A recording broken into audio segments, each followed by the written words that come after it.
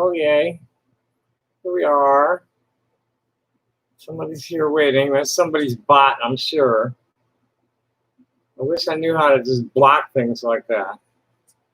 Anyway, it's still a little early. I'm wanting to upload something, and the AMBs are going nuts. They have a new Magoo.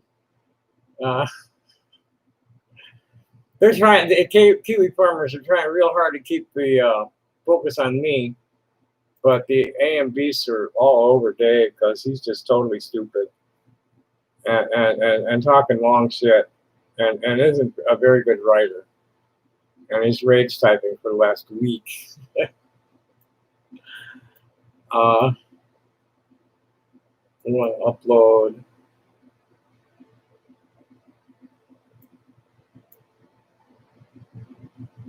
I should upload that 5-hour one. What the reason that there's these long ones most often is not because I'm sitting there in front of the camera spurting for 6 hours. It's because I left the camera running and forgot about it. It's what it is. So I'll end up like going all over the place in those because I don't realize the camera's running and I'm not really focused on any one particular thing. The fuck is going on here? Those aren't videos. Those are photos. Where's the fucking videos?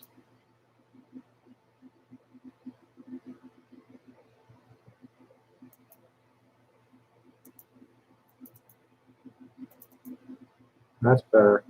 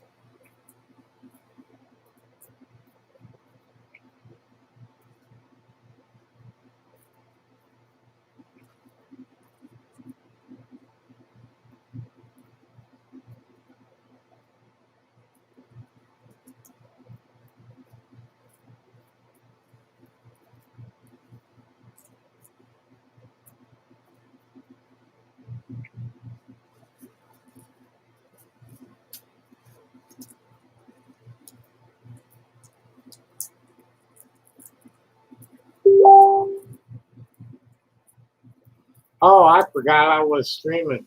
I forgot all about that. Do we have anybody here yet? No, we don't. But that's okay. Um,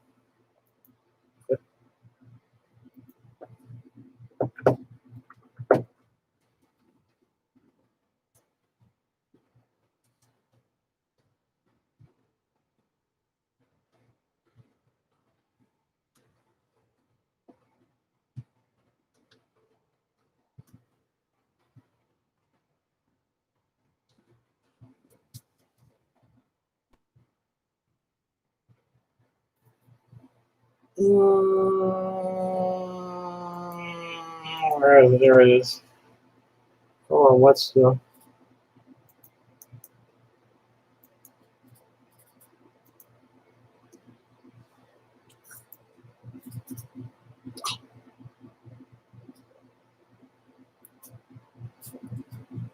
Okay.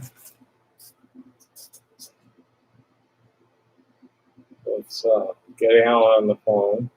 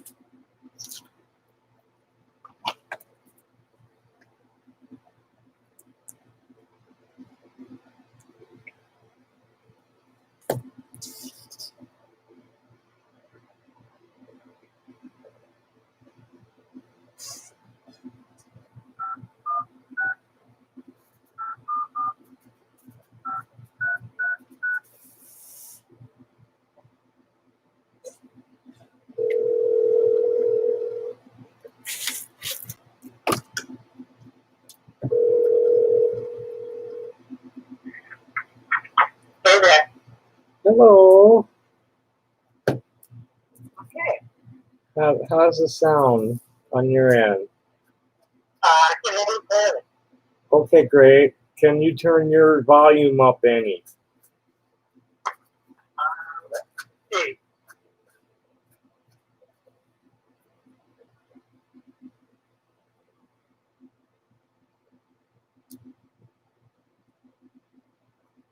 That should be good where it is, but if you can get a little more volume, it'll be better. Let me pour myself some water. Finish rolling this joint. Yeah. That should be good enough. I'll check with the did I send you the? I sent you the link to the stream. Yeah. No. Here's. Yes, the discussion with Alan Hunter, yeah. Are you? Can you see the link? Can you see the stream? I see a still shot. Hello, William Rose, and hi, Zadra. Thank you. I am doing well. This is Alan Hunter on the line. I'm going to let them introduce themselves in a moment, because I'm going to just turn this whole thing over to them and let them lead this conversation, which is about, we're going to clarify some things about sex and gender tonight. Sex and gender are not dependent on each other. Sex is determined strictly by what kind of gamete that you have in your gonads being produced, and your gender marker on your birth certificate is determined solely by a quick examination of your external genitals, which may or may not make the right decision, which is because there's so much variation. People with male stuff get designated female, and people with female stuff get designated male, and then they cut on them and turn them into the wrong shit and push them through, which is what happened to me, is they messed with my stuff and then made me be a boy. And it was just totally impossible for me to do properly because of the way my brain is wired. So here I am today. declaring that my sex is male, but my gender is female. And what's called my presentation or the gender role, that's what's on tap. We're talking about sex and gender roles, gender identity, and presentation, and some of the arbitrary cultural norms that are being challenged by non-binary and transsexual people today. And on that, I think I'm going to hand it to Alan. Hi, my name's Alan Hunter. I came out in 1980, which was difficult because there wasn't any word I could use to come out to the world that anyone had ever heard was recognized. So I had to kind of invent my own vocabulary and my own descriptions of such matters and to try to explain to people what I was talking about. So in 1980, people were at least vaguely aware of the folks that at that time were calling themselves transsexual. These were people who had been born with a body whose physical morphology was described as being of one sex. There are, of course, more than just two sexes. In real life, that wasn't widely acknowledged, and so you were categorized as either male or female. But these were people whose bodies being categorized as being of one sex, so they felt like that's who they were as a person. Was a person who was more typical of the folks who were of the other sex, but they had those inclinations, those personality characteristics, those behaviors, those nuances, those values, all of the almost infinite little details of what makes a person who they are in a sex-polarized world, the assumptions that were attached to the bodies that they were born in were the wrong set of assumptions, and that they would have been much more comfortable if they could get inside the assumptions that were attached to the other sex instead, even if those assumptions were also generalizations of stereotypes and so on, but they were, the other side would have been a pretty close match, whereas the ones that were being imposed on them were a complete and utter myth. Anyway, the assumptions that we learned about the transsexual people were that the way of handling this was to transition. The way it was put back then was born in the wrong body. I mean, you fix that by converting your body so that it would be of the sex that you ideally would have been born as instead. Right, and that was like the jargon, the trope was born in the wrong body and getting a sex change operation. Exactly. And you know, since this changed the protocols, the care protocols for the pediatric care protocols for gender variant children started changing in the 90s, where it's become, well, just let the kid be themselves and make their own decisions about their haircuts and their clothing and their playthings, and just wait and watch and see how they behave and develop, and don't push them in either direction. Don't push them toward the transgender identity or let them just build their own gender role on their own.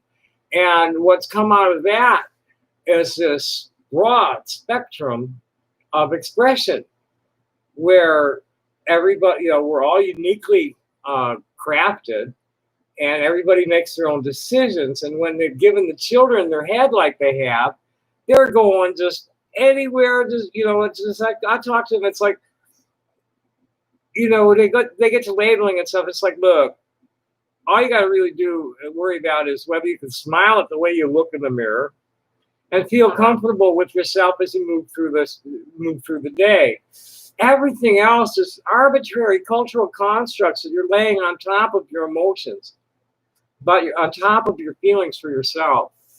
And in the last 10, 20 years, all these standard, colonized European religious nationalists, Ozzie and Harriet, Leave It to Beaver kind of mentalities breaking down toward a more individualistic self-expression in the way people groom and dress themselves. Like Billy Porter, for instance, a real good example. He's like, fuck you, I'm going to wear dresses. Yep.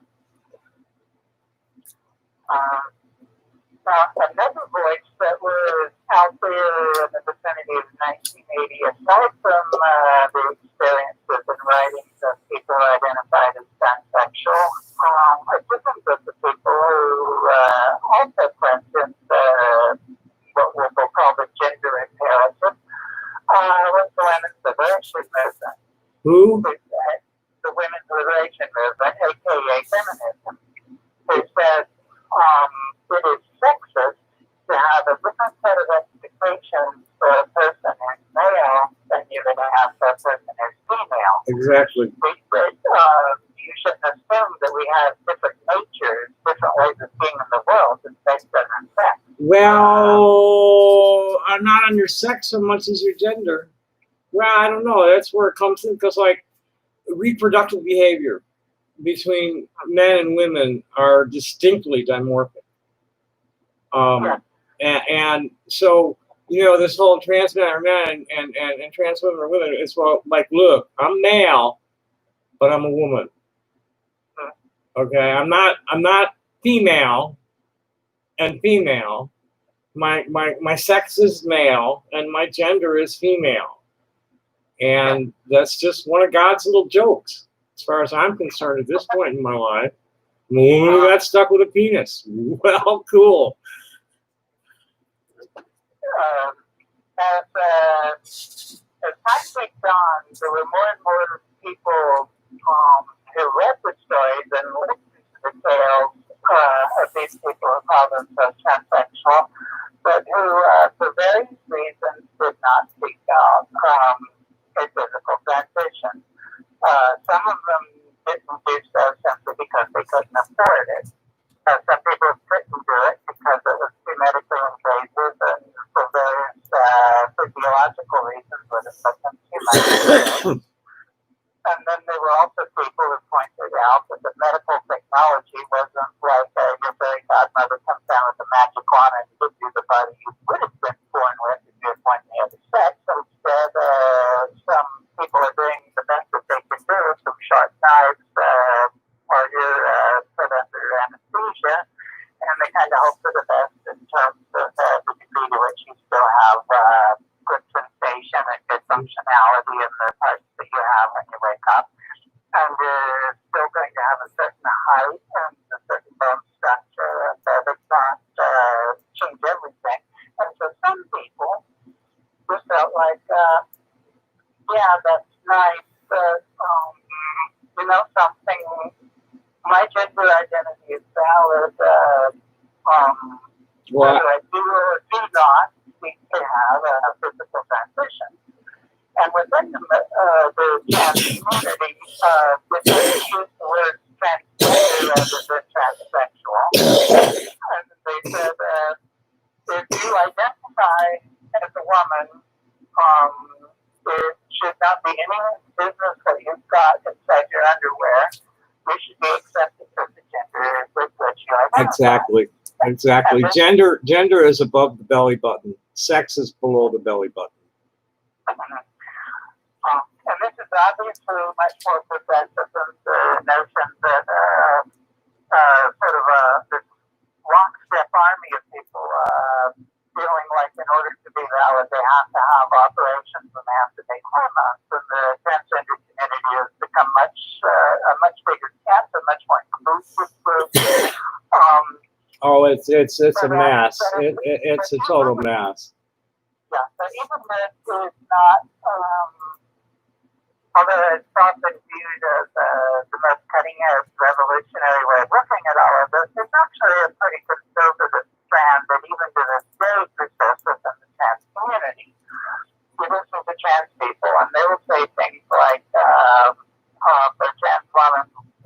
don't see me as a trans woman, see me as a woman. Um, and yet people will ask me, so why do you have a beard? And they would say, well, why do you describe yourself as male? That's very disturbing because if you're describing your parts as male, you're implying that I should be calling my parts male, and I don't want any part of anything called male. So that's a girl beard. Seen as a woman, and that means I want people to think of me as female. Right. But the part of that that's disturbing is, if you really look at it, is that it carries the unspoken statement that you are more valid as a person who identifies as a woman if you are perceived as female, and that it's therefore somehow an act of politeness to speak of someone as female regardless of any curiosity or observation or anything whatsoever pertaining to this. Well, can I ask the question I've been wanting to ask you? Yeah. For myself, I'm not gonna, my hair, until it's repaired, I'm not gonna make any effort to look really feminine. There's no point in it because I won't wear a wig. And as far as I'm concerned, my behavior is credible as a butch female. I'm good to go. I'm fine where I'm at. Without, wearing makeup and wigs and corsets and shit and making sure people saw that I was female. So those are my reasons for not really pushing the femininity grooming. I'm wondering what your reasoning was for fuck this, I'm a woman, but I got a beard. Why you allow your male physiology to reside on the surface rather than scraping it off. Exactly. Yes, I want to be in your face. I was hated and reviled and despised and called all kinds of disgusting things because I was perceived to be a male-bodied person who was girlish, feminine, shifty. And that is in fact who I am. And I don't want to disguise myself as a female woman because I wasn't hated for being a woman. I wasn't hated for being a girl. I was hated and reviled for being a male girl. And that's who I am. And I want to go right back in their face and say, yes, I am a male girl. My body is male. Who I am is them. Right. Well, that's what I'm like. Yeah, I'm a woman with a penis. Deal with it. I never had any choice in the matter. Exactly. The facial hairs, they grew their own accord when I hit a certain age, and I liked them. I thought they were cute, and I wanted to keep them. This is the body in which I am born, and it's not wrong. Neither is my gender, my sissiness, my feminine, my femininity. That's the way you were wired. The fact that the people that I see as, these are the people that are like me, dating all the way back when I was in second grade, but those happen to be girls. That's not wrong either. No, I'm trying to be. No, we're it's gender identity. There's always this argument, nature versus nurture. Yeah. And, the current vogue is to talk this long thing about how gender's only you're born with either male or female stuff and gender's only a construct. Well, that's bullshit.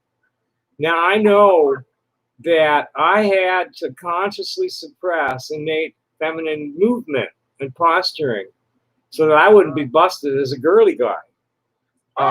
With you were allowed, I guess you were allowed to express yourself that way. I wasn't.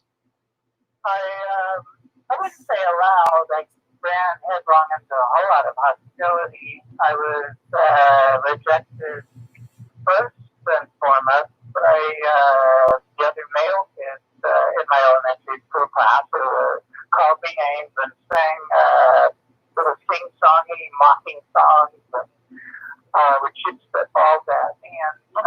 right. Yeah. Well, it was totally suppressed in me. You know what? My parents and brother literally beat it out of me by the time I was 8 years old. It was like, no, you're not going to act like that, and we're going to hit you all the time for doing it. So I stopped doing it. At home. Huh? Yeah, I was lucky at home. My parents did not give me feedback that I wasn't the way I should be, and that they treated me and just what that was completely normal and legitimate. It's like, okay, we got a fruity son. It's cool. My friend Ariana is like that, where her parents were pretty much accepting. Her father's always had a hard time about her actual transition, but they were always they never pressured her to not be effeminate when she was young. I think it was a secret family tradition, actually. Both of my grandmothers and the great grandmother that I knew were seriously formidable women. And my dad's dad, although he was a police officer in a small southern town, he was this joyful, effusive fellow who grew beautiful orchids and camellias in his yard. And my dad grew up in that family. His mom, my grandmother, was a professional seamstress, and he learned how to sew at the sewing machine and became very adept at embroidery. And he also was a very good cook, and was pride in these things. And he never internalized the notion that the things that women should be good at would be humiliating for a man to be good at. And instead, he thought that if a thing is worth doing well by a woman, it's worth doing well, and if you happen to be male, what's that got to do with it? Do you have any native grandmas? No, they were both southern redneck kind of stock. Well, the reason I ask is I heard some elements of the story there that sounded a lot like the two-spirit culture was what they were accepting you as a two-spirit male. Yeah, these Bubba kegs, that's perfect. Excuse me, I got somebody in the chatter. The Bubba kegs are nice. This was a gift to Joe DiBiase, who's no longer welcome on this channel because he's like a persistent Trump tart. You can go see him on his own. These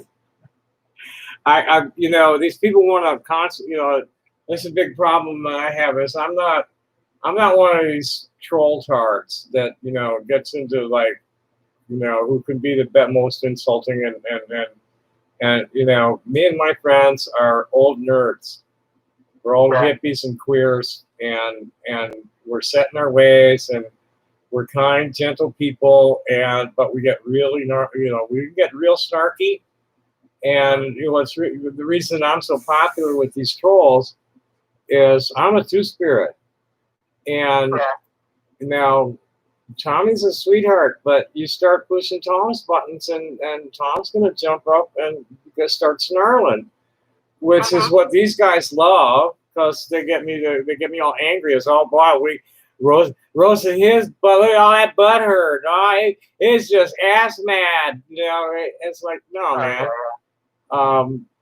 It's like I'm just a hippie artist. I'm just a queer hippie artist, and that has been a social justice warrior since they shot my president in 1963. I've been on the front lines of this shit since 1982. Just a general viewpoint, in the overview. Well, here's one. This is like goodbye. Are you watching the chat? No, I'm not. I'm not even sure how to. Well, if you tune into the stream, you'll see the chat and you'll be able to talk in the chat too. Okay. But you gotta have, if we're gonna talk, you have to mute it. There you go. I did. And before he even finished writing out the N word. So while we're getting all off reoriented, hi A Hunter, how are you tonight? Where were we? Talking about parents and grandparents and culture and all that. Oh, two-spirit culture.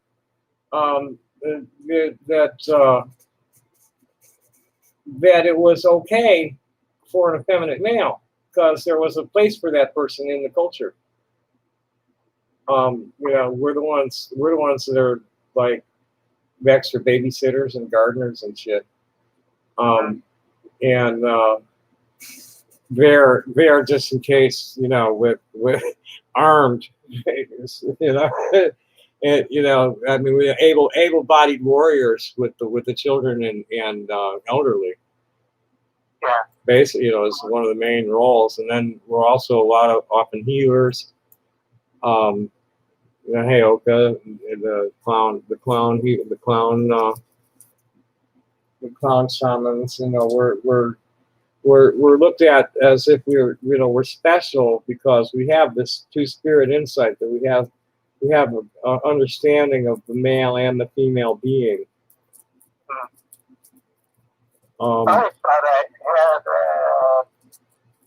I went to a was, and I thought I had, it's not like in touch, no one else in touch. I never felt like I was trailing behind the normal kids or anything. I was actually kind of bewildered that they didn't like me better than they did.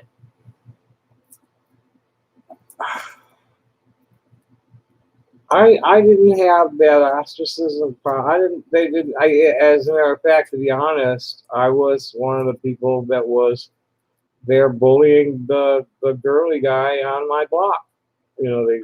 They tormented an effeminate boy in my neighborhood, and I never stopped it and protected him or anything. I was just like, yeah, he's a fucking fruitcake, and he really was a twit. But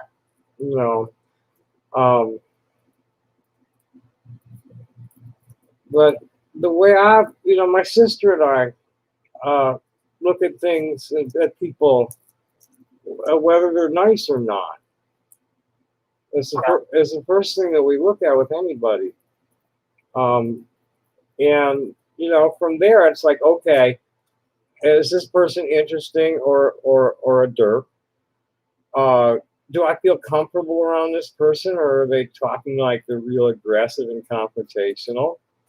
Those are the kinds of things to be thinking about, not whether they're homosexual or transgender or black or white or green.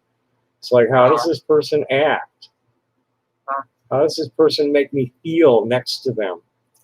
Because that's their energy you're feeling inside your personal body, your personal spirit body is now coming in close contact with somebody new. And you don't want to be prejudiced toward this person's spirit. You want to be open to connecting heart to heart and eye to eye. You don't want to be like rejecting the person because they're black or Chinese or whatever. You want to be totally open. That's that namaste as the recognition of the oneness and yet the separateness of the two entities coming together. That's right, yeah.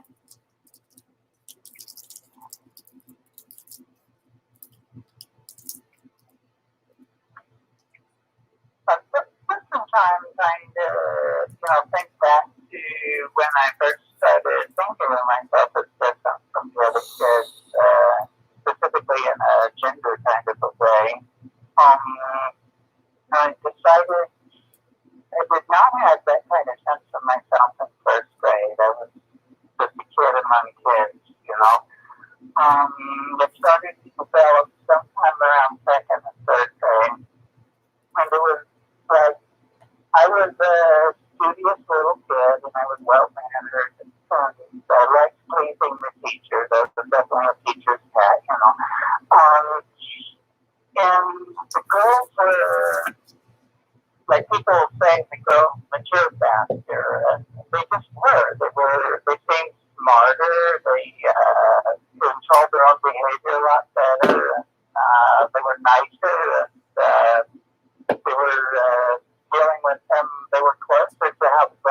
misbehave. And it was kind of embarrassing. And I was like competing with the girls to show them boys to be just as they were. But I could be just as close to being like the adults, but just as responsible for my own behavior, do just as good at the schoolwork, stay just as quiet in class, whatever it was that we were supposed to be good at as kids that age. And what happened was the boys didn't think this was particularly cool. It wasn't like they saw me as their hero. Instead, they mocked me and they harassed me. And when they started doing that, instead of making me want to be more like them, it made me want to be less and less like them to make sure that no one would confuse me with them. I don't want anyone to think I was like them, but I was trying to get the girls to acknowledge me as being like them. Because I wanted their respect. Yeah, I had a totally different experience where I wasn't allowed to be me at all from the time I was 4 years old. And so there was always this frustration and anxiety and hurt over not being able to be what I was. And I never, they used to call me underachiever. And I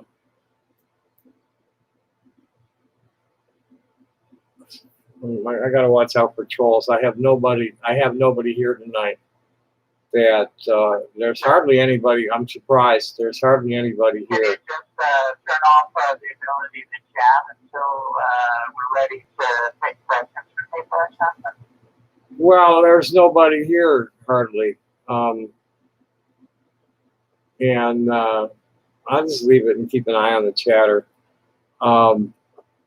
They have a way of shadow banning me. You know what about shadow banning? From YouTube? Yeah, they do. Well, they do it at Facebook and Twitter. It's mainly known from Twitter, but Facebook and YouTube do it too. I don't know what shadow banning is. Well, basically they just limit the distribution of your stuff by just not letting it up very high in the search engine. I only get like a half dozen people ever looking at anything I've ever uploaded anyhow. So my audience usually is about 10 to 20. And at YouTube, and there's no telling. It used to be. Things have changed a lot with the my Facebook friends a lot in the last couple of years. As far I was getting a lot of no, I wasn't. I don't know, 10 to 20, sometimes 30, never more. But tonight there's only like 3. Yeah. And only one of them was saying anything intelligent. We're down to 2. And we have Blinda Binda 123 asking what's up. What's up is we have 2 non-binary people that were assigned male at birth and have developed what's called gender non-conforming sorts of personal presentations, where Alan has opted to be a woman in the way she behaves or they behave. I think your pronouns are they, right? I don't really have any. You don't care? I don't care. Okay. What do you prefer out of me, she or they? I meant to ask you that, and I forgot. I forgot to ask you, and I don't guess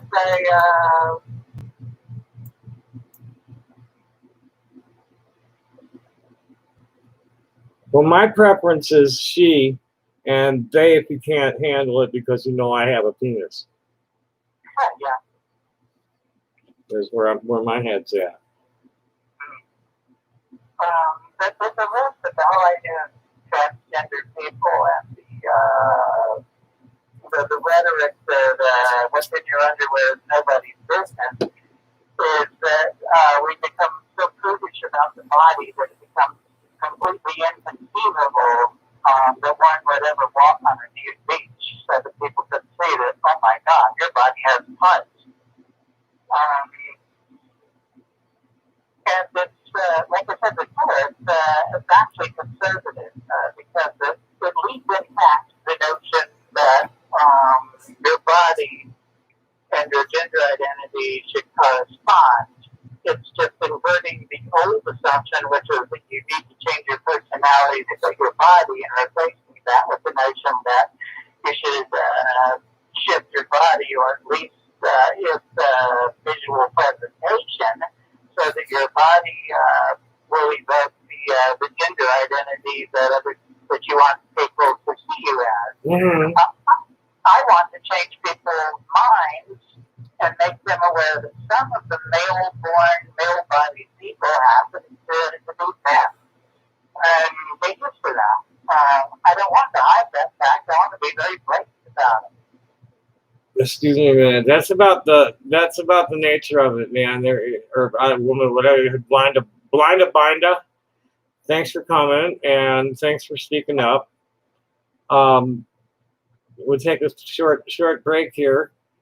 Coming up on the first hour. This is Alan Hunter. What's the specific? Just a couple of words that you identify yourself.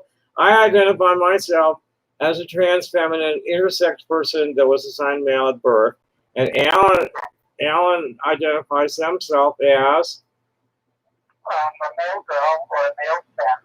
I also call myself a gender invert. That was the term I was wanting. Yeah, that's gender invert. Hey, Milton, thanks for showing, man. Now I can pay attention to my guest, and you can watch out for trolls.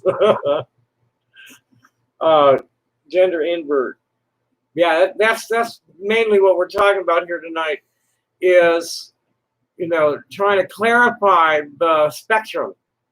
That the binary's gone. And is that you or somebody impersonating you that just said hi? That's someone impersonating me. Just didn't spell my name. Yeah. Okay. Either that or someone who happens. No, it's somebody coming announcing that he's a pedophile. He's gone. Okay. We're going to touch on that a little bit because that was a conversation. Well, I'm going to go and get some off of Vanessa.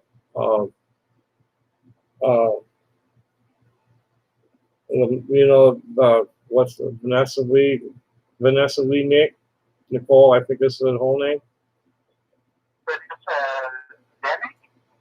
Down in Florida with the transgender 10-year-old son. Don't think I know anything about that. We'll get to that later. Okay. We'll get to that later. I don't know how long are you up for this? I have a moderator for the chat. Not sure. Okay, well, I don't have more than an hour. I'm in no hurry. If you're up for an hour, I can do an hour. Well, it's not that I don't have an hour. I don't have more than an hour in my voice. I can feel from my throat that my voice isn't going to hold out real well if I'm talking too much. Don't time them out, no, just delete them. Just block them from the channel.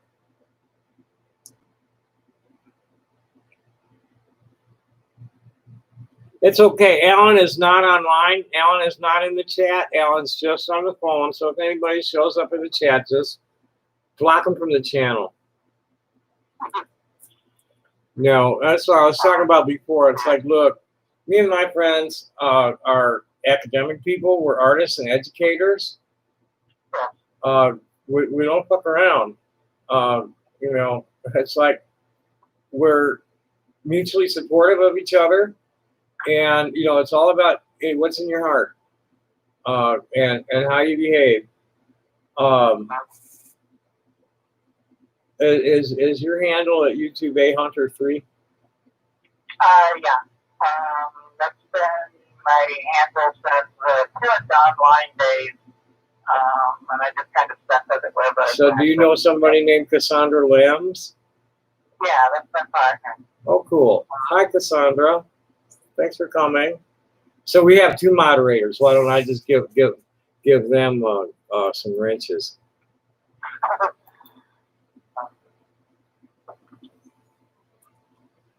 So we got a nice, okay, now we have a room. We have two, we have my friend and your friend in the chat, and I'm kicked back, and so we're talking about gender inverted people. I've known some other gender inverted people.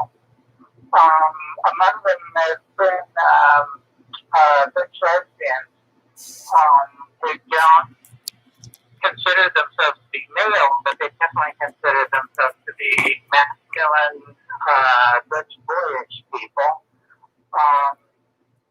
Being lesbians, they tend to conflate their gender inversion with their sexual orientation. Oh, then I think that the lesbians, the transgender, you know, the trans masculine people, you know, not, you know, just a little something for clarity for the audience is that, like, not all intersex people are transgender and not all transgender people are intersex.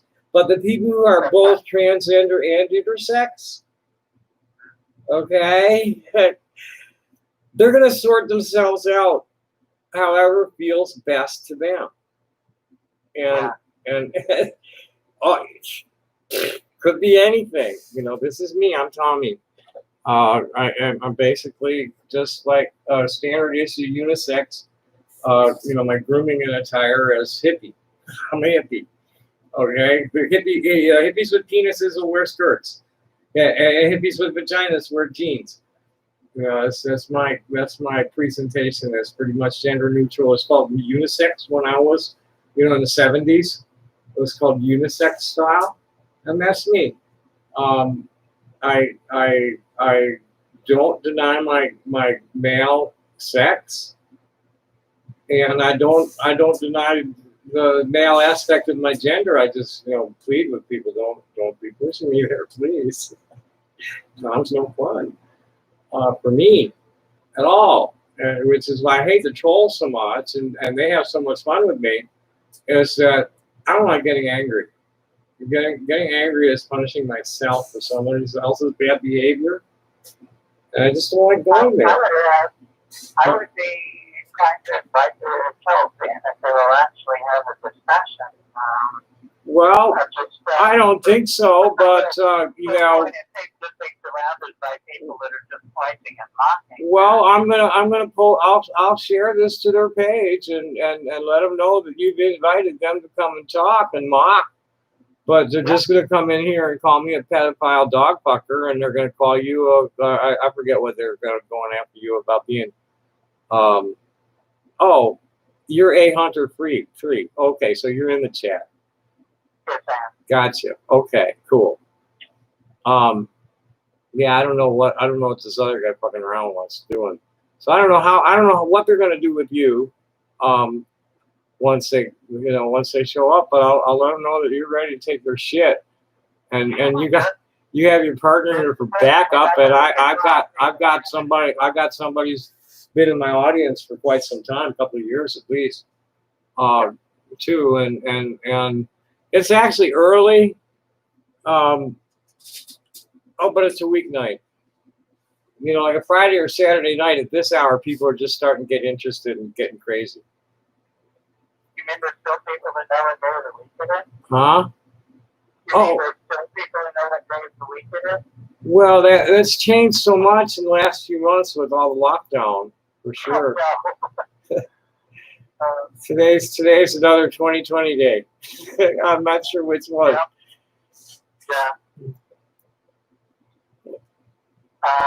Anyway, I've been mocking her ass and called names since as far back as, like I said, second, third grade.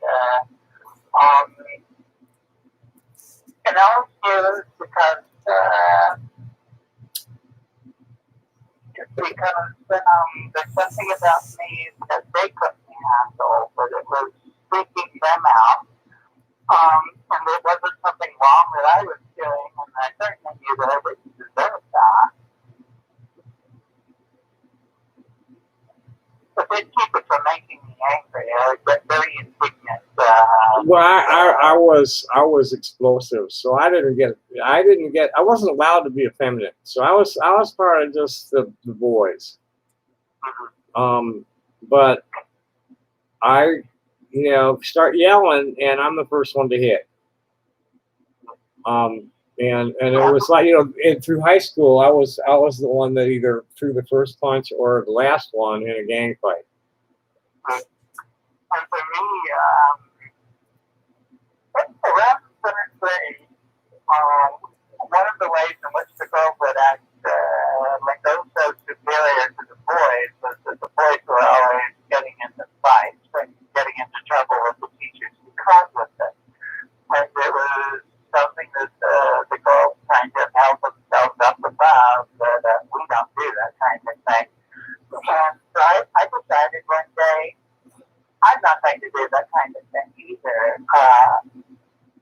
I'm just as good as the girls, and they can make me fight. And I went completely nonviolent, and the boys would start hitting me during recess and attacking me, and I would just walk through them and not raise my fist. I wouldn't fight, I wouldn't wrestle. And that's a lot easier when you're in third grade than when you're older, because boys that age don't really know how to do a lot of damage anyway. And they completely flabbergasted them. They didn't know what to do about that, and we freaked out. It ended up costing me a lot. By the time I was in 8th grade, I got like 5 years without fighting back, and I was about now. And by that age, the boys could do a lot more damage. All right. Well, when I was in the class, I was just too smart. They every year when we took the aptitude, all those aptitude tests and scholastic achievement, all that shit. Every fucking year they trot out the 10 highest scores, and me and Dr. Robert Mendelssohn's daughter were the top boy and girl for all through the fucking grammar school, and it was an inner city school. So it wasn't like everybody was all just as smart as us, and it was cool. Okay. Yeah. So I got beat up a lot for being too smart. They used to fight with each other over who got to sit behind me on test day. And then when I didn't let them because the teacher would get pissed at me, they'd beat me up after they'd rat pack me. I'd have to fight my way home from 5-10 guys regularly. Yeah.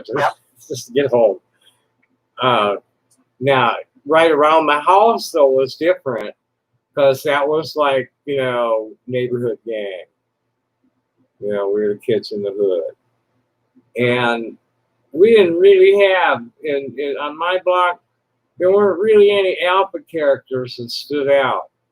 We were a bunch of betas that got along well. Sounds good. Yeah. Boy, we get into some shit, and we lots of shit. And like you say, the older you get, the more damage you can do. Oh boy, we used to blow stuff up when we were in like 10, 11, 12 years old, somewhere in there. Kids were, because we were the smart kids, so we were the rocket scientists in training. So we were, those Estes rockets, the model rockets out of Colorado, out of Estes, Colorado. There's I think I heard of them. we used to launch them a lot. We put explosive payloads on them, or burn up flare, colored flares and that kind of shit. Because one of the kids' father worked for a chemical wholesaler. She's always copping stuff to make explosives with. Oh boy! And my family, we had these. We had a sewing factory, and the cloth comes on these giant mailing tubes, thick ones. So we make bazookas with folding pins on the rockets. We'd make folding pins for the rockets and shoot them horizontal. That's like 10, 11 years old. That's what they're doing. I mostly did not have experience during those years. I didn't get like what you were talking about, being harassed so strongly that you just could not be who you were. I was able to be who I was and to stand next to them and continue to be little sissy boy. But the price tag was that fewer and fewer of the other kids wanted to play with me. We changed school systems between when I was in third grade and fifth grade, and I pretty much never had a friend after that for like 5 more years. Hold on a second. There were things the other kids knew because they talked to each other that I was ignorant of, especially. Hold on one moment. Blind to Binda. If you want to know the answer to that question, you'll need to ask me privately. I'm not going to talk about that here tonight. I'm gonna reveal it to what I'm talking about.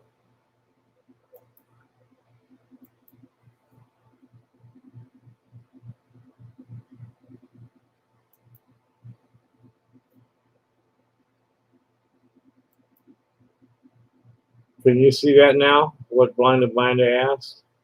No. I'm not even going to say it. Is it offensive or something? Oh yeah, it's a false accusation against me that they're trying to defame me with. And that was one person who had been like polite up until that moment. That's kind of forbidden zone here. Is this the pedophile stuff again? Yeah. I'm just not going to say it anymore for them because what they do is they go and clip it out. Did you, as a STEM inclined kid, get accused a lot of the youth that being STEM was somehow something you were doing to sexually provoke other people? I got that. That when I came out, are you talking about that? When you were pursued as STEM, as feminine or whatever. In grade school. It was treated like you were flirting or something. Because I used to get that. No. In grade school, I wasn't allowed to show myself as the least bit feminine. I had to work hard on the way I moved and the way I spoke. Because here I am trying, I'm looking at my family. I come from what I used to call a blue and white collar family, where we're, small business, light industry owners. Right, yeah. And Chamber of Commerce type. Well, my family had a sewing factory, and my grandfather was electrical contractor, construction engineer, that kind of shit.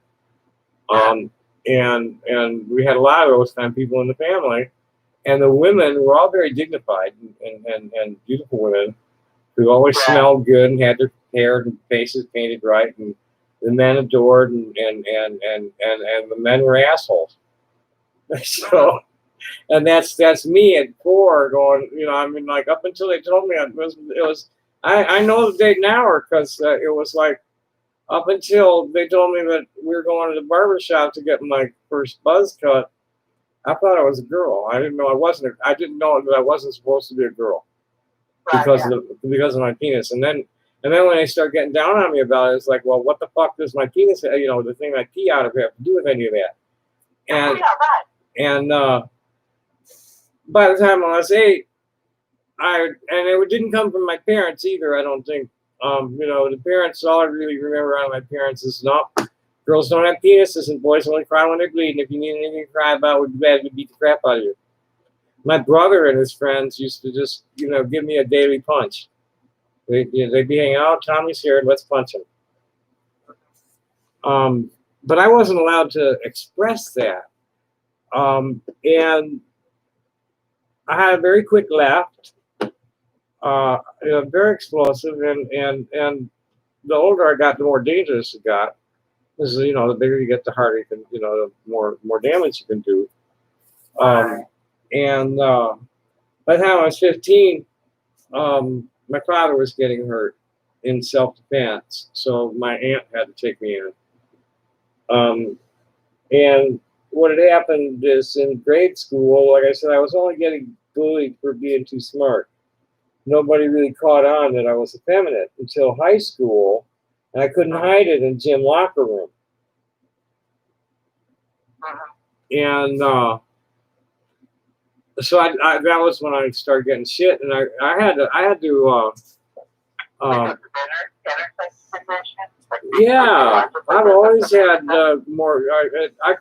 I'm not sure exactly what it's called. My chromosomes are proper, but my brain chemistry is off, and my secondary sexual characteristics have always been more feminine than masculine. My musculature and stuff. So that's not really very. This is what more gender ambiguous. It's like, very androgynous face. When I was young, it was much more feminine than masculine, though. It was hard to mask in high school. It didn't really make any difference in college. I was just a free boy, but I wasn't fruity because I wasn't allowed. I wasn't ever allowed to be fruity, which is why I'm not very effeminate now. As when I came out and I tried getting fruity, it's like, no, that's not me. This is me. Because I never denied myself. I just was okay. I'll do the man as much as I have to get by. So when it was finally time to say, okay, look, no more beard, and I'm female, and I don't want to hear any shit about it. And I had never, I lived in silence with it for most of my life, and didn't start coming out to the people close to me until about 1985. When I made several attempts between 1985 and 2013 at coming out. I lost a year somewhere. I don't know where the fuck I lost this year. I'm gonna have to try and figure it out. I thought I moved here at the end of 2013, but it appears that I did it at the end of 2012.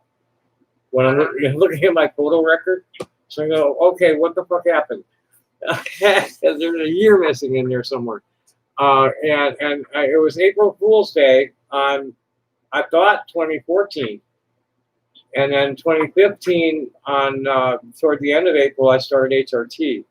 But I guess it was 2013 and 2014. So I'm going on 7 now. I'm going on 8 trans years. And, the hormones haven't really, because I'm so old and I'm, so testosterone damaged. The hormones haven't done all that much in the way of feminizing me, the way, like really radical, like, wow, look what happened there, kind of stuff that some of the youngsters will experience from it. But just enough to where most people see me as female up front, and if they get it wrong, they don't need any explanation. I say, no, I'm not a guy, and they're all sorry, and that's the end of it. So I'm good with the amount of feminization I've gotten from the hormones, but I'm just like they doped me from the time I was 8 years old. And between the hormones and weed and some other botanicals I use echinacea and golden seal, and I use valerian when I'm getting way too overamped and my head just won't slow down. I'll gobble with valerian. And this is me, and I'm good with it. And that to bring it back into our focus is that I'm Tommy. and I'm not a man, and I really don't want to have to discuss it with you. And that's the way it should be for anybody. It should be optional for a gender nonconforming person to reveal whether or not, what their actual genital status is. It's none of your fucking business. Treat me like a man, treat me like a woman, treat me like I don't care. Treat me like I don't have any gender. Treat me like I got both genders, and you never know what gender I'm going to come at you with. It's whatever. It's individual to individual, and it's not preferred pronouns. It's the way the person insists that you communicate with them, or they will have nothing to do with you. That's polite. And you only have two options. You can either say okay, or be an asshole. And queer people today are under no obligation to anybody but themselves to act like, dress, wear, paint their face with, not paint their pierce their bodies, get implants, whatever the fuck, body autonomy day. And everybody else who calls themselves queer must respect their expression. It's everybody's valid.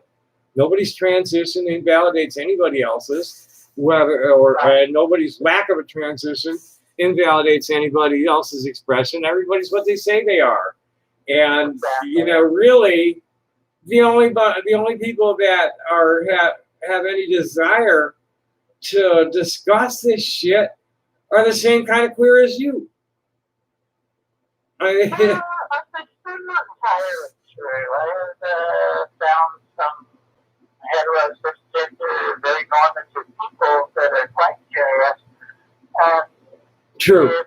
If they know that. Yeah, but they don't want to talk about it all the time. They want to ask specific questions. I'm talking about always being about your gender, your gender category, your gender class. That's something they usually want to dwell on as much as I do. Yeah, well, you and I are both educating people. But I don't know about your personal interactions, but it stays out of most of mine. Cis and trans people, we're just regular folk not talking about our gender or sexuality. It's that's I don't. I've always had a problem with the pride scene because, to me, I'm monogamous at heart. I'm looking for my soulmate, and sex is between me and that's the two. That's just it. It's not a spectator sport. It's not something something that like in my house. Are you saying there's a lot of? There's too much discussion of it. I know that it alienates a lot of people feeling like they're forced to conform with this gay agenda because they feel like they're getting it stuffed down their throat. And then all the letters squabbling with each other, they're. In the 80s, trying to go to Identity House and LGBT, which was mostly lesbian and gay back then, groups, and it seemed to be all about hooking up. Right, it was all about hooking up, and then AIDS came along, and I don't know what you call it all about now. It's gets back to well, here I am in the ARP eligible category of old fucking freaks and nerds and radical weirdos. And hey, we made it, and we hate to tell you we told you so, but actually we're pretty proud to have been telling you all this shit all this fucking years and be watching it happen in front of our face and be able to connect with each other so easily. Most people I know don't have regular jobs. I probably maybe 20% of my friend circles that are of any kind of closeness to me in terms of how often we interact. No more than 20% of them's working a 9-to-5 kind of job. Most of us are either self-employed or retired. So when this hit, it really didn't impact the flow of our lives, our daily routines. It didn't impact it the same way it did people that went out for their jobs every day. For me, it hurt my busking income. It hurt my cash inflow. But I have other things that I make. I sell some stones here and there that make up for some of the loss of the Saks money, and then I've been getting like triple food stamps. My overhead's covered easily by my check, and I have a few $100s left over to live on and from that. So I tightened the belt a little bit, but not really because I got all the extra food stamps. Yeah. And really, people in my circles, we're all the old gonzo journalists, so we're feeling pretty empowered. Sitting here at our workstations or being out in the street in the middle of shit, broadcasting to people, and sharing it with each other all over the world, and you stand on top of this revolution that has finally hit the fan. Yes, they have. Oh boy. Is why, as long as we got there, and we're in our second hour now. We're coming up on halfway through our second hour. So let's go take a look and let's see what I can find. I know that with this, I was sharing this around to different groups. Let's get it to the transgender zone.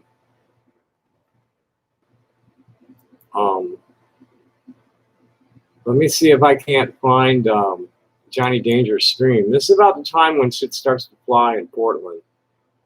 And there's one of the native activists, Johnny Dangers, decided to take a 2,000-mile jaunt and go out there. Let's see if I can find this stream.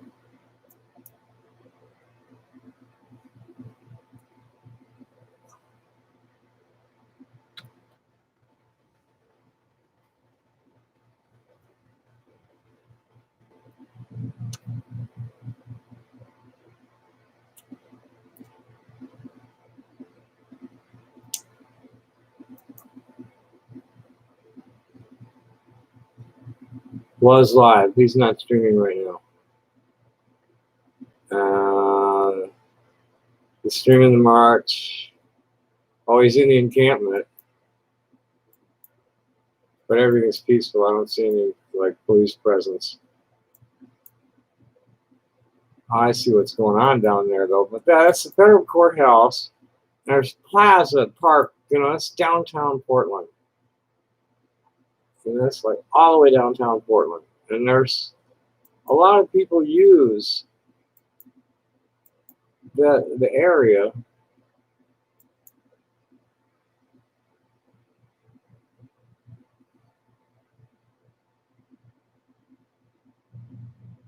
all day, every day.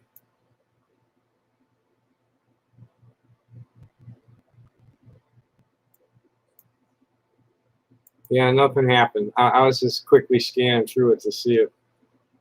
No, let's see if I can find one somewhere.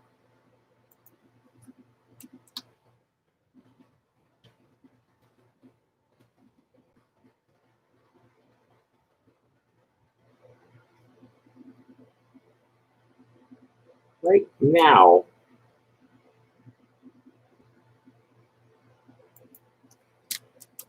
Showing me all sorts of shit from days ago.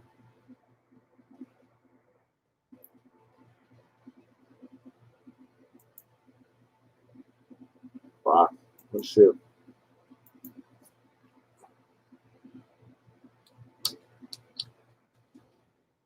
If there's anything going on at YouTube.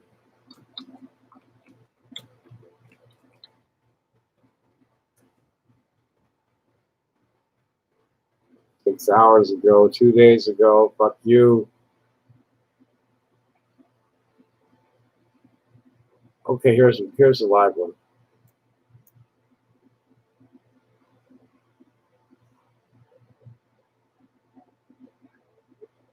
It looks pretty quiet.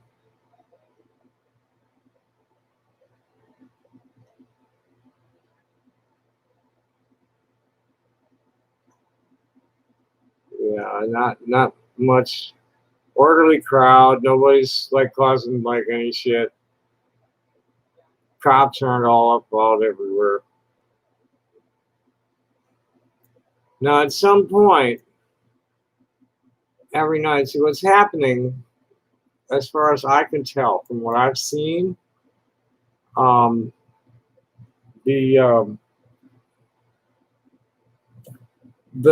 BLM protests are orderly, and there's a group of unknown characters who are launching they're launching commercial rockets at the building on a low trajectory over the crowd, which is very dangerous. They don't like that one little bit. It doesn't hurt the building at all. The thing's fucking poured concrete. And they've only done about $30,000 or $40,000 worth of damage. And got that response. So, Steve Wessing, the hemp guy in Portland, thinks that thinks it's COINTELPRO doing the actual violence in Portland. And it's all been confined to that one area downtown. I still got you. You've been kind of silent. Oh, I lost the speaker. That's what happened. Say something.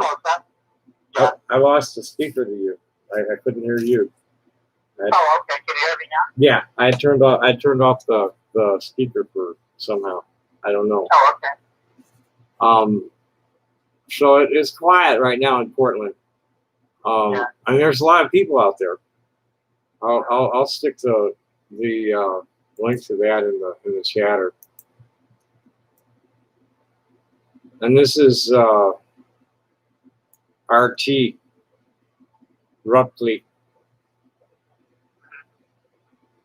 You're fucked when your best news sources are things like RT and Al Jazeera and the comedians, the late night show talk hosts. I know that. Yeah, and it's been like this for like 5-8 years at least now, where the mainstream media. I've actually become pretty fond of Al Jazeera and BBC. I don't trust the BBC, but that's probably of any of them, that's the one I trust the most. NPR that's second to BBC and barely trustworthy. We used to call them National Petroleum Radio because they don't. Yeah, mostly I don't make an effort to listen to news on a daily basis. I try to absorb changes over the course of a month to a year. My sister absolutely refuses. Getting distracted by which new dumpster fire is everyone rushing over to look at. Right. Well, that's my sister absolutely refuses. She won't even look at it. She don't want to think about it. She don't want to hear about it. It's like, look, ignorance is bliss. I'm going to keep it this way. And I'm actually not interested in being ignorant either. It's just that. Well, she doesn't stay ignorant either, but she stays totally out of it. She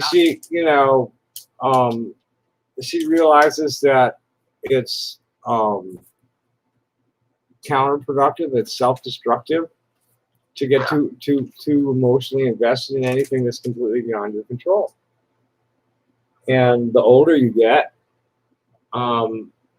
the less, unless you're a total idiot and go down fighting, the older you get, the less you want to get invested in dumb shit. Yeah.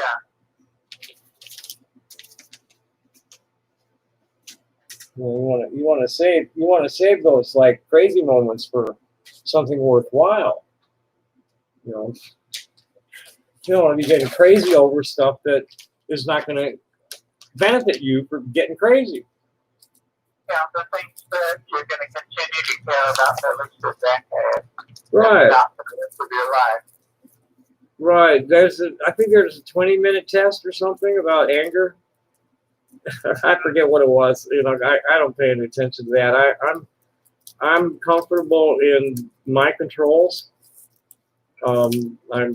I see myself as one little cell within this giant organism that is our local universe.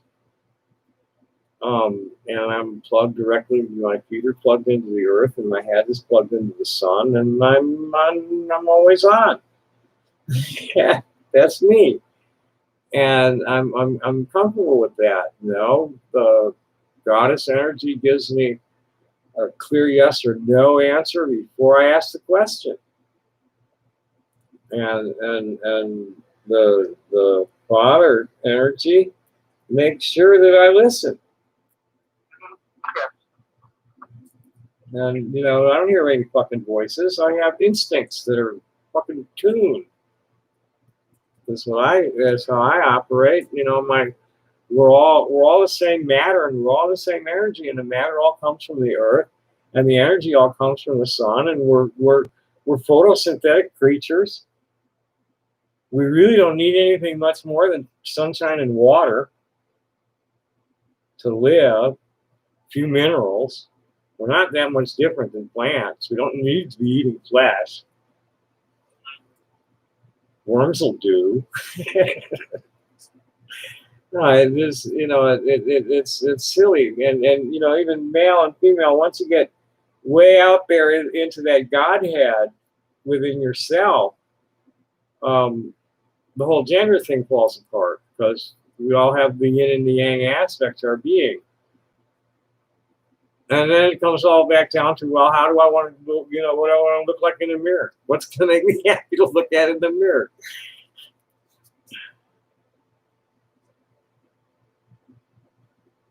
Your turn. I don't like giving speeches. I was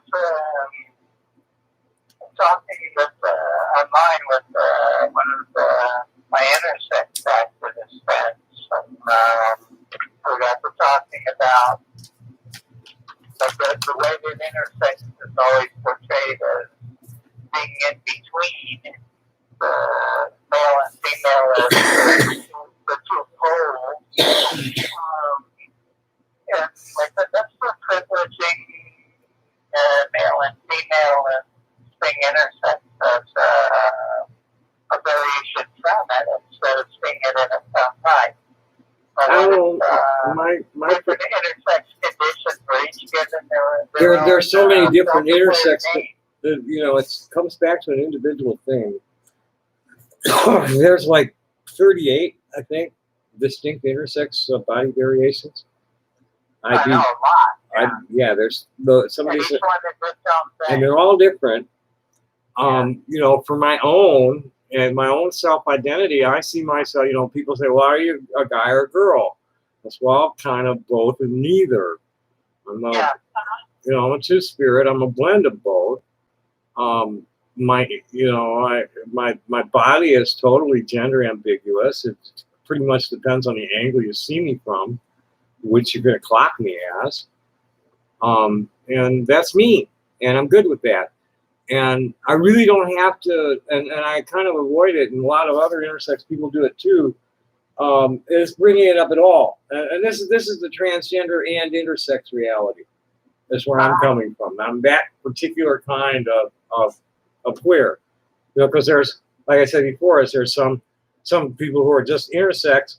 Like Naki has this whole like endosex, I think, and intersex thing going, where, you know, some people are there's so much variation. It's so much variation. And then these fucking idiots are like, oh no, there's only two sexes. And I'm like, no, wait a minute, I'm intersex, and I know a bunch of other intersex people, and none of them are the same as me. Okay? So don't give me that shit. And there's transgender people, you know, transsexual people will get weird like that too, because they're trying to validate themselves as binary creatures. And that's such a. Are you familiar with the etymology of the term transgender? I mean, are you familiar enough with it to like discourse on it off the top of your head? Me? Yeah. Or the person you're hypothetically talking to. Say what? You mean me personally? Yeah. Well, what do you know about the etymology of transgender? Where did it arise? It was modified from these are transsexual because I think some people felt like transsexual was associated by too many people with specifically sexual activity. In other words, your sex habit, and they wanted to get away from that connotation. Correct. And that was from the medical community side of it. Mm-hmm. Now, at approximately the same time, there was, I think her name is Virginia Prince. I'm going to need to look it up, her name, or their name. And what happened was, coming from the totally other direction, there's these genderqueers that needed to demedicalize the transgender condition. It's like, hey, look, we're born this way, and we're just not going to go into that shit, and this is what we are. And we're not going to be modifying ourselves. Some of us might want some implants, but we're not going to go that whole like serious route. You know, where it was come from the other direction. So you've always had this conflict of interest between the transsexuals who did need to medicalize it for the sake of being able to get it approved and insured as a necessity rather than a cosmetic procedure. So they had to keep it that way. And here's the others needed informed consent to like, hey, back off, body autonomy. This is what I want to do to myself, and that needed to happen. And it was like, no, and then for people like me, it's like, no, I'm born this way, and you know, I'm not a transvestite, and I'm not a transsexual. I'm a girly guy. It's, I've got a poster I take with me when I go to get off and stuff, and it says, no, that's still not it. It's something else. and everybody's got a little particular, you know, twist to their own personal identity. Yeah, exactly.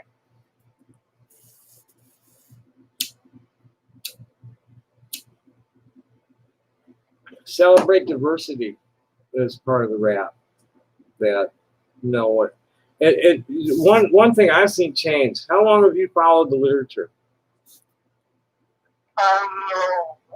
Since I came out in 1980, I started seeking out what I could find, not just from the LGBT community, but from the feminist community, but anyone writing about gender. So you've been at it from at least 40 years, yeah. From 1980 on. Yeah. By 1960 or so, you know, it was 1958 that I was first informed that I wasn't a girl. And by 1960 or so, I had already found out, okay, this is what's going on. And started thinking about like how we're going to deal with this. And here, you know, I have this very active imagination. And I have to give a disclaimer when I go here to talk about this, because I have no way of knowing if I'm actually really channeling or if I'm just imagining all this shit, right? Okay. Not until they actually appear in the flesh, I can't know whether I'm receiving actual telepathic input from real entities from outside myself, or if they're entities that I've imagined inside myself. Okay? And I've always been an astral traveler. It was very hard for me to stay in my body in elementary school. I was a big problem in class because of that. I fell asleep in front of a calculus professor in my first year of college, in the front row. Fucking synagogue, boy, I'd get going, and there was this thing on the ceiling that was like a big gold conundrum, a conic thing. with a big black spot in the middle of it. And wherever I get going, I just feel my whole spirit get sucked out through it. And I go to other places, mostly here in the future. Was how I feel about it. I've had some past life visions, but most of my other world visions have been either totally alien or Earth future. And my ancestors, or my spirit guide, the one that speaks clearest in the voice that's most trustworthy, which I really think is my future self at this point. That when God comes home, my future self will be with them, and things will be properly rearranged. I'm not sure how that goes down, but my future self will be merged properly with my current self. Kind of Adam and Eve put back together, maybe. That's kind of the deal that I made with my ancestors when I was very young. So surgery was out of the question because I understood that it was before puberty. I understood that Western medicine was not capable of fulfilling my dreams, where I was giving birth in my dreams by the time I was 8, 9 years old. And I understood by then that Western medicine didn't have what it took, and that I was reassured by my ancestors, by my ascended ancestors, that when they came back, they'd bring the proper medicine with them and everything would be cool. So that's how I'd lived my life. And I refused to gender myself. I never did, it's like, no, fuck you, I ain't working out. It's like, no, I ain't pumping iron. That's not happening. I needed to start working out a little bit. I used to work out more dance, martial arts dancing and working out with the horn and stuff. And I like to swim and trampoline a little bit. And lots of hiking and boating. Yeah. But anyway, I don't know. I'm running out of things I want to say towards this.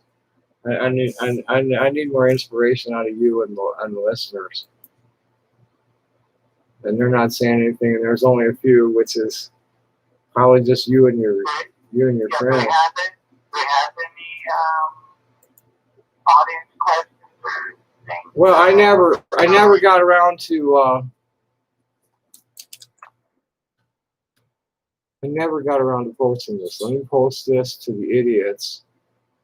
Where is it?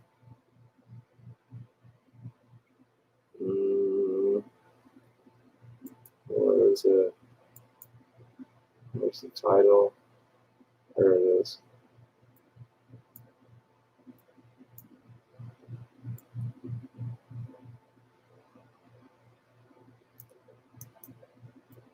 They never have anybody that's like anything but insane up at this hour. Well, that's true. We should plan on a seminar, a Zoom meeting or something, get a whole mess of people into a round robin discussion kind of thing. At a better hour when there'd be more people and they advertise it better. And you have Zoom on? Have you got the Zoom application? Are you using a phone or PC or both? I'm using a soft phone at the moment, and I do have Zoom.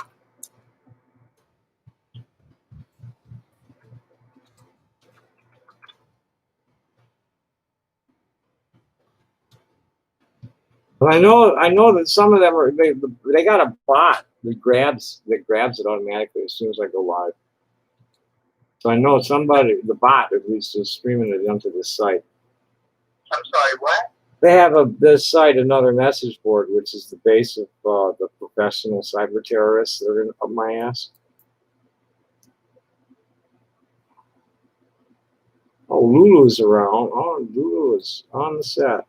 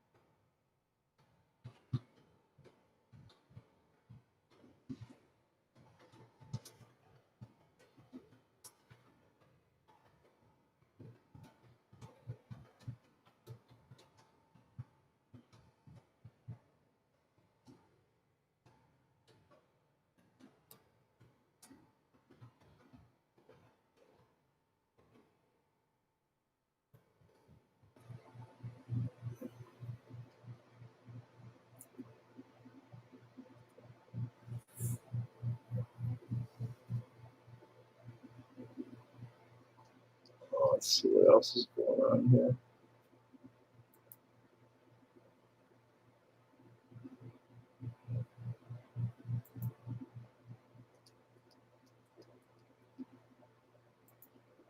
I'll just drop that in there.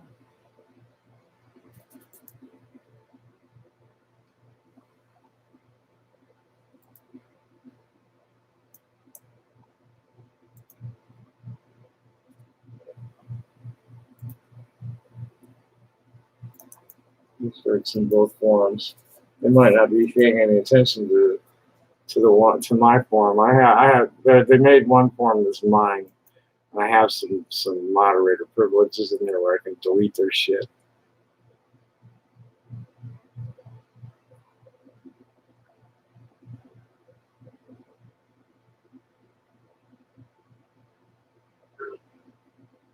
But there's not much. Let's see how much. It looks like most of them are like in bed. Half hour. Yeah, but it's 2:40. Oh, you're coming on. I'm here on the East Coast, so yeah, a lot of the world is dead. Okay, well, let's just wrap it up. Thanks for doing this. Let's do it again. Anytime. Let's Okay. get on something. Yeah. Okay. Well, bye-bye. Happy day. Yeah, thanks for doing this. Yeah, bye-bye. Okay, bye. Alrighty, I'm gonna quit here too. So nobody's here except those guys and me. So thanks for coming. Anybody who comes later, because hardly anybody came tonight. Rock and roll, bye.